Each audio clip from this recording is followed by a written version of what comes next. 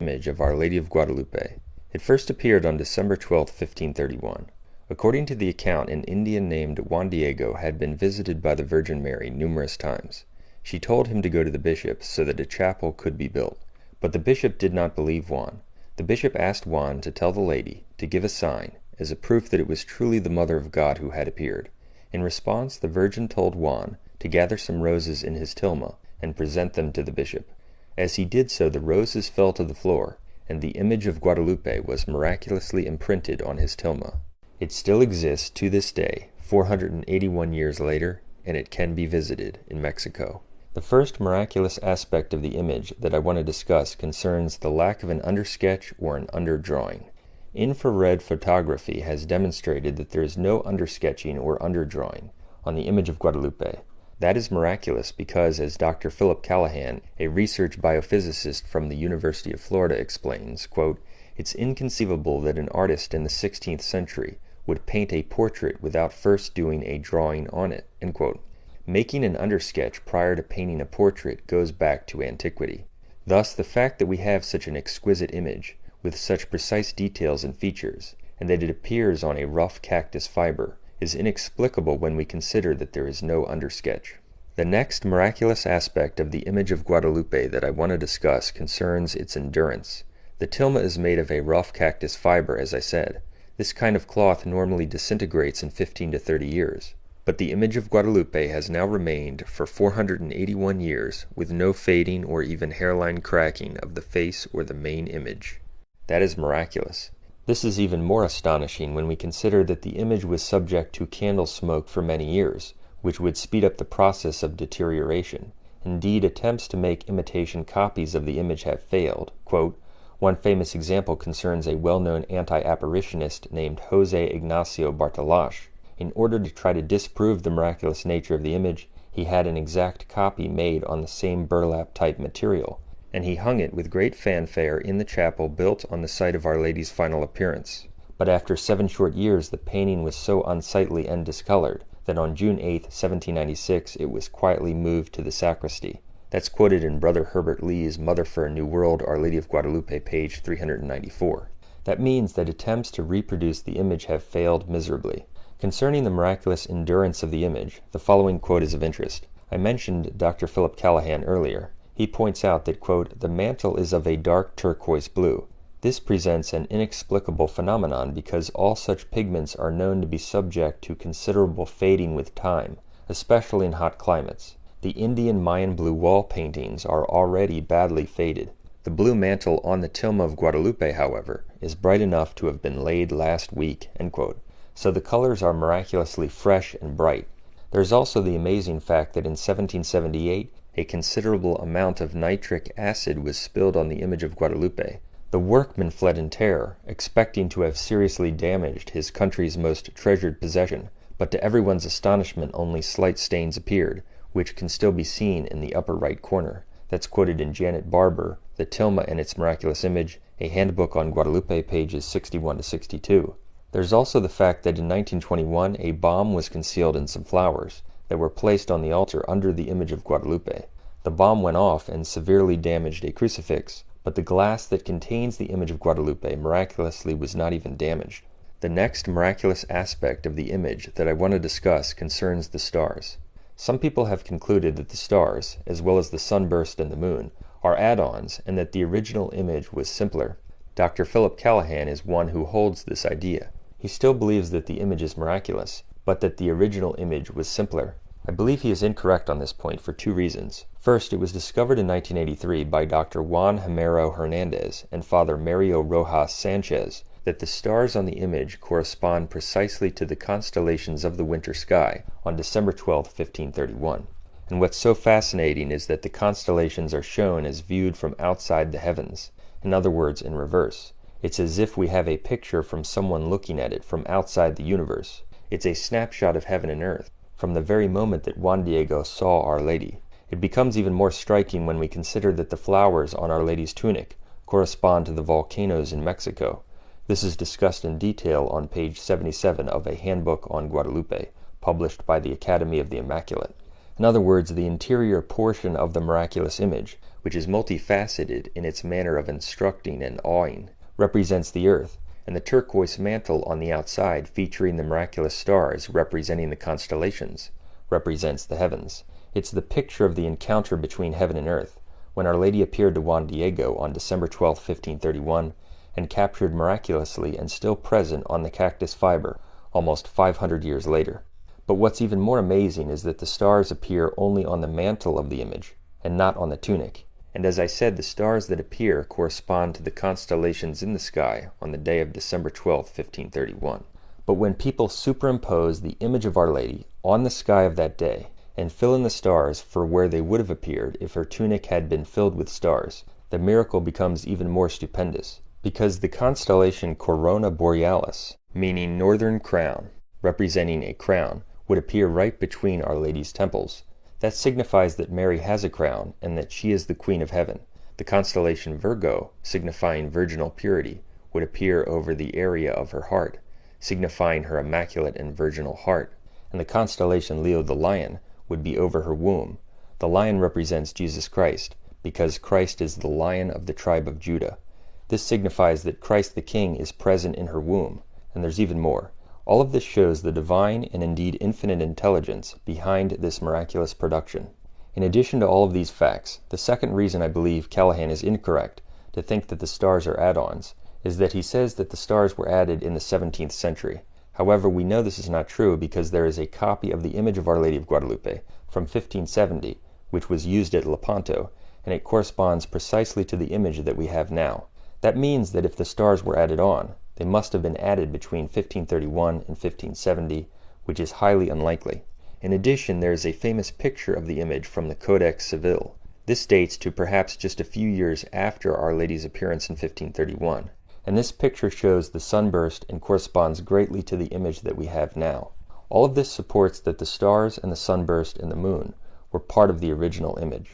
Some are puzzled by the fact that while the face doesn't even show a hairline crack or a fade, the sunburst, the stars, and the moon show some evidence of flaking. I have an opinion about this, and I believe it fits with what we learn in sacred scripture concerning the stars and the sun and the moon. We are told in Luke 21:33 that heaven and earth shall pass away, but my words shall not pass away. Hence it makes sense that we would see evidence of the stars in the image, and the moon and the sunburst fading, because in reality the heavens shall pass away, but the Virgin herself and the primary image surrounding her and her face are incorruptible because she will shine forever in heaven. That could be why we see evidence of fading in the stars, etc., but not on the Virgin's features. The next miraculous feature that I want to discuss, which might be the most miraculous feature of all, concerns the eyes of the image. It is a fact that the image of a bearded man has been discovered in the eyes of the Virgin. It was first discovered in 1929 and then again in 1951, and it was subsequently confirmed by modern science and intense investigation. The image of the bearded man with a full head of hair corresponds to pictures of Juan Diego, the Indian who originally saw Our Lady. In other words, the image of Juan Diego is microscopically captured in the Virgin's eye. Of course, no human painter could have ever conceived the need to put microscopic images of Juan Diego in the eyes of the Virgin so that they would later be discovered by the advances in modern science. And it is simply impossible for any human painter to have pulled it off, because the images are simply too small to paint. And the presence of these images in the eyes is all the more amazing, because the images correspond exactly to what happens in a human eye when it sees something. Jody Brant Smith, who studied the image of Guadalupe along with Dr. Callahan, is a non-Catholic. He explains, quote, "Before I could understand the importance of his discovery, I needed to learn something about the physiology of the human eye.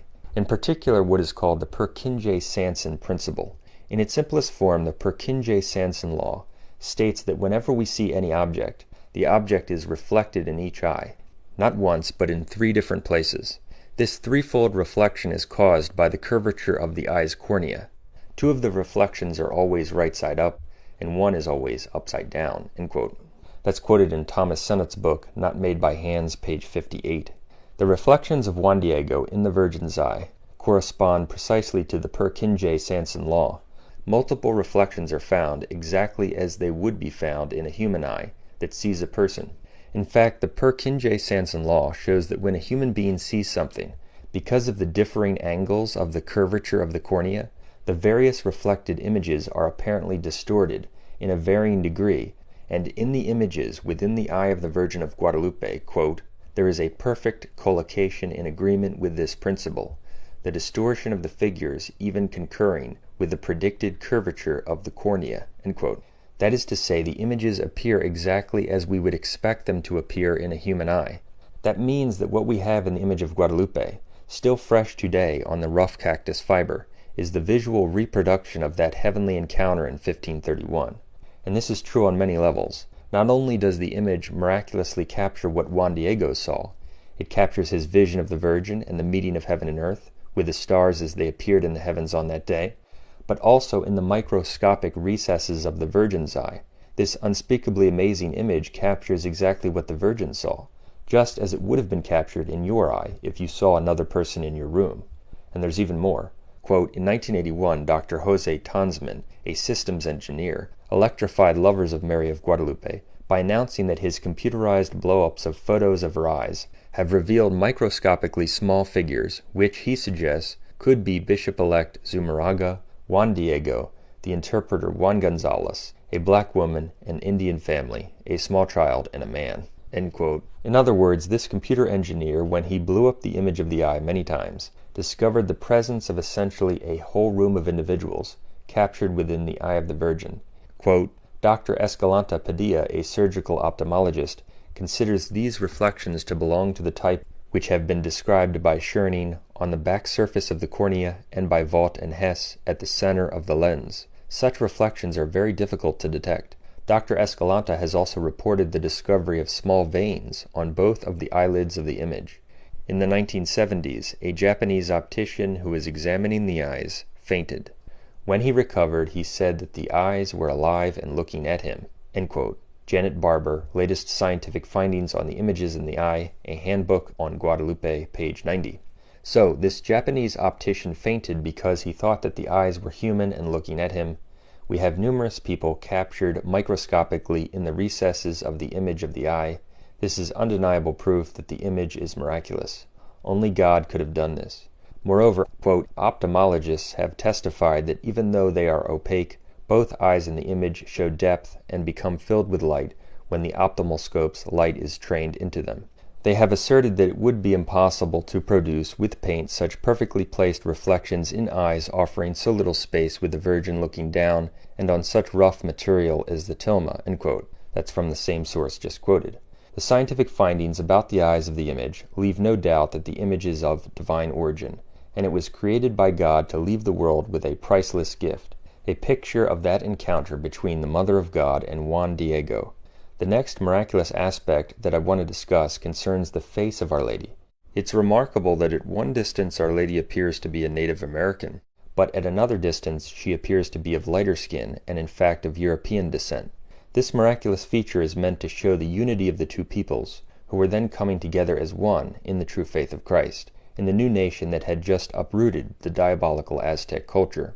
In fact, Dr. Philip Callahan explains that the image achieves this effect of appearing to be different colors at different distances only by a miraculous feature that we see in nature. He says, quote, at a distance of 6 or 7 feet, the skin tone becomes what might best be termed Indian olive, gray-green in tone.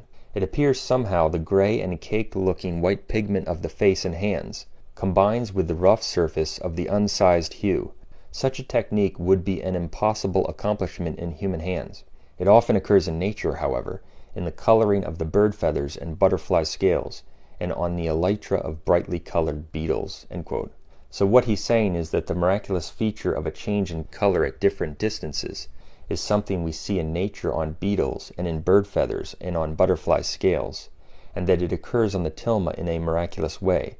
The pigment combines with the rough surface of the cloth to give it a different effect, yet it is still beautiful and delicate at every distance. This is simply a miracle, and no human artist could have ever accomplished this effect. It was fashioned by God, just as the butterfly scales are. The next miraculous feature that I want to mention concerns the temperature.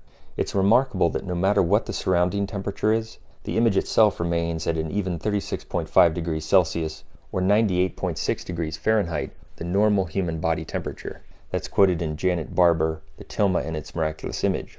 As a result of the miraculous image, 8 to 9 million people were baptized into the Catholic faith in the years following her appearance in 1531. It's also worth mentioning that Martin Luther, who by his rebellion against the Catholic Church and his creation of a new kind of false Christianity spawned countless sects which tore 5 million people from the Catholic Church, was born in 1483. Hernan Cortés was born 2 years later in 1485. Hernan Cortés was the man who overthrew the Aztec Empire, making the miraculous conversion of the millions, which was facilitated by the image of Guadalupe, possible. The most significant events in Luther's life were occurring at about the exact same time that Hernan Cortés was accomplishing the overthrow of the Aztec Empire. It's almost as if at the very moment that millions in Europe were being torn from the true church, God was arranging it so that twice as many in the New World were being brought into it. The image of Guadalupe is one of the most prodigious miracles in human history. Perhaps God gave it to Mexico because the Aztec Empire was arguably the most wicked culture in human history. He wanted to counteract that level of evil with something of even greater good. The image testifies to the truth of the Catholic faith, because in her message Our Lady directed people to the bishop of the Catholic Church at the time and to the traditional Catholic faith. Let those who seek the truth, and those who love the truth, and those who love the Christ, embrace this message and the one true faith of Jesus Christ, the Catholic faith. Another miraculous aspect of the image of Guadalupe concerns the reading of the image. Quote, "The Indians saw something in the image of Our Lady that the Spaniards did not comprehend. In that period the Indians did their writing in hieroglyphics, so to them the image was a hieroglyphic letter. The fact that the natives read the image is most important in understanding the purpose of Our Lady's apparitions. To the Indians, the image depicted a beautiful lady standing in front of the sun, a sign to them that she was greater than the sun god, Huitzilopochtli, whom they worshipped. The crescent or the moon beneath her feet showed that their moon god, Tezcatlipoca, was less than nothing, since she was standing on it. The stars they thought so much of were only a part or a portion of her mantle. At her throat was a brooch with a small black cross in the center, reminding them that this was the emblem of the Spanish friars, and that there was one greater than she." End quote. That comes from Father Harold Rahm, Am I Not Here, page 56. As we can see, the intelligence that constructed the miraculous image of Guadalupe, which conveyed exactly the message that the Indians needed to hear and to see, to bury their false notions about God and their idolatrous practices, is infinite and beyond anything humans can imagine. Reading the image caused millions of Indians to put away their idols and convert to the Catholic faith.